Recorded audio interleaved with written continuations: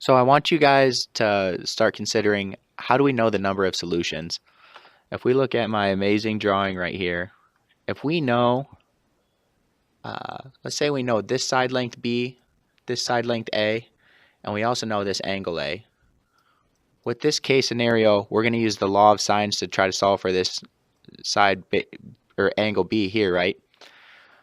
In order to find the number of solutions, we have to consider the sine value of the angle we are finding to determine the number of solutions. So in the red here, I actually typed sine of x. I want you guys to visualize it as this sine of b. So in general, if sine of x is less than 1, we must do some further analysis to determine if the triangle has 1 or 2 solutions. If sine of x, or our circled angle b here, is greater than 1, this is when there will exist no possible solution for the triangle. And then I want you guys to just consider the case, what if the sine of angle x equals 1? Well, if we think about our unit circle that we were working with in the past, the sine of x when it equals 1, that's describing a 90-degree angle. Okay, so now I want you guys to think about when we have the sine of x less than 1, when we're determining why there may be 1 or 2 possible solutions, and particularly for the 2 solution case, I want you guys to think about the unit circle and why this would make sense.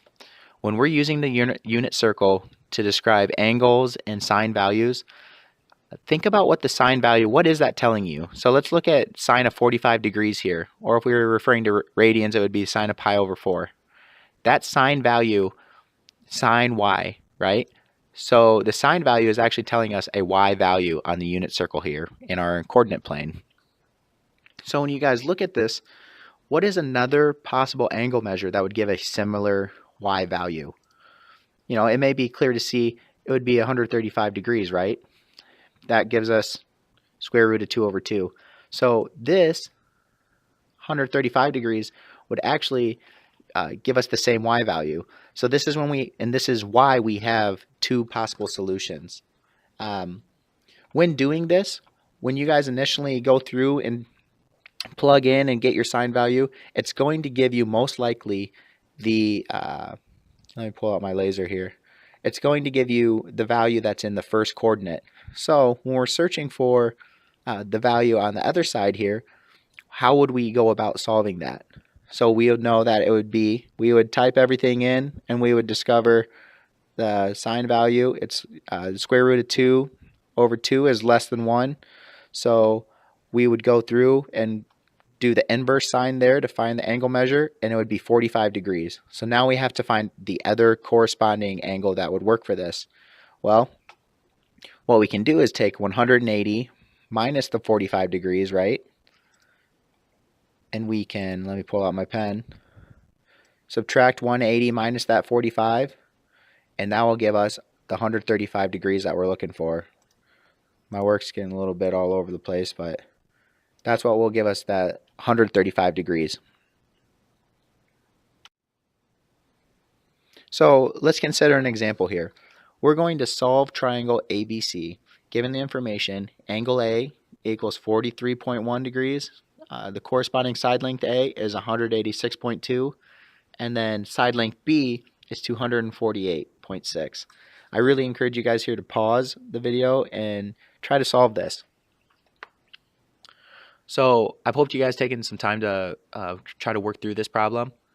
This is a little sketch here of the angle we're working with. We got our triangle ABC with the given information, and now what do we know? We want to use the law of sines here to find the sine of B.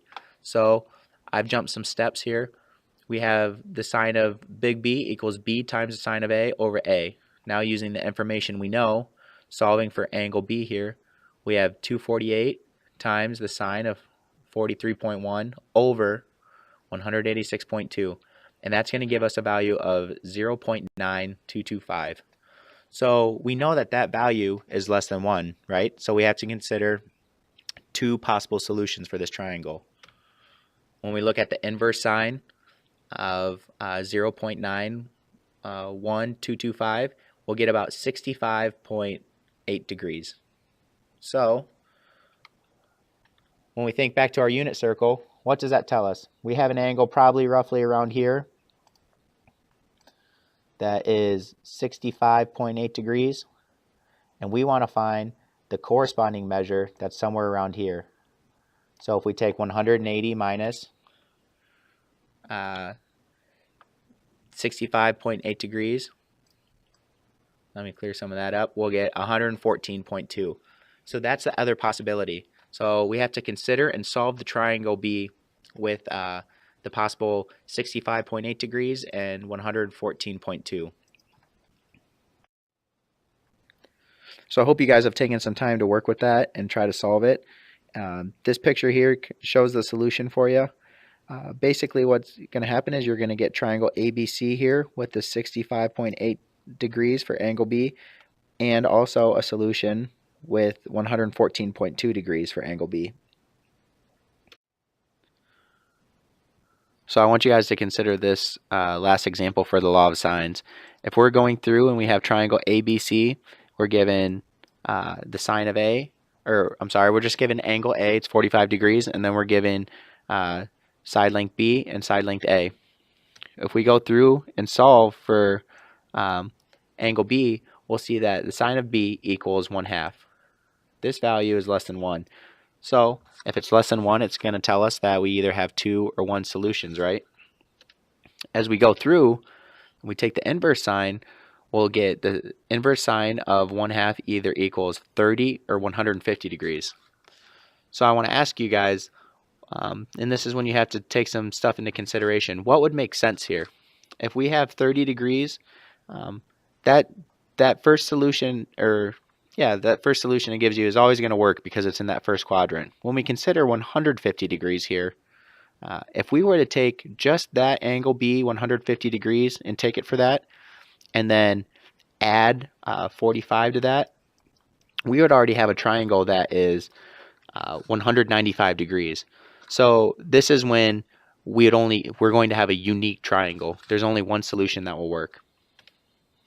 So we'll know that sine B is 30 degrees. And as we go through now, we just can solve for the rest of our triangle. We can solve for angle C and then use the law of sines further to find that the corresponding side length C is 13.5. Okay, so now we're going to turn our attention on the law of cosines. The law of cosines is a lot more straightforward than the law of sines. Just like before, though, there exist two cases when we can use the law of cosines to solve a triangle. Basically, this is when you have two sides and the included angle, the SAS, or you have all three side lengths. Here's the formula for any particular side length one may be trying to find while using the law of cosines. And just like last time, below is a link that will get you to a proof, a Khan Academy proof of the law of cosines. It is, just like the law of sines, a very straightforward proof. And if you guys don't want to type this in, I just encourage you to type in a proof of the law of cosines yourself and look it up. It just helps give you a better idea.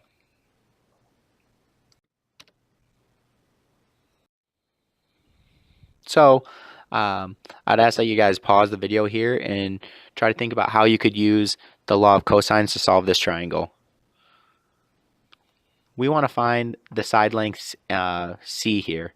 So we have what appears to be the SAS method. We have a side and another side, and then the angle, the corresponding angle in between those two. So we want to find side length C. So we're going to use C squared equals A squared plus B squared minus 2AB times the cosine of angle C. We start putting in all the information we know. So just like in the past with the law of sines, I really encourage you guys to, when you're given information, draw a triangle out, try to find the formula you want to use, and then just start putting the information in. You'll get eventually here that C squared equals a fairly large number of 173,730.2367, and you'll take the square root of that, and you get about 416. So from the law of cosines, this is something important that I want you guys to be comfortable with because we're going to use it.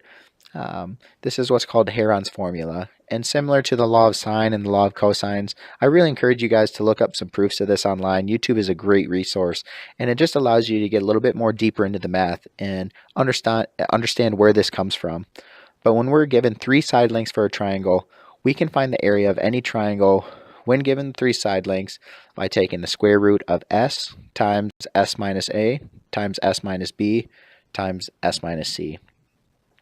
The s here is basically what is called the semi-perimeter of the triangle. It is 1/2 a plus b plus c. This is just also a fancy way of saying it's 1/2 the perimeter of the triangle.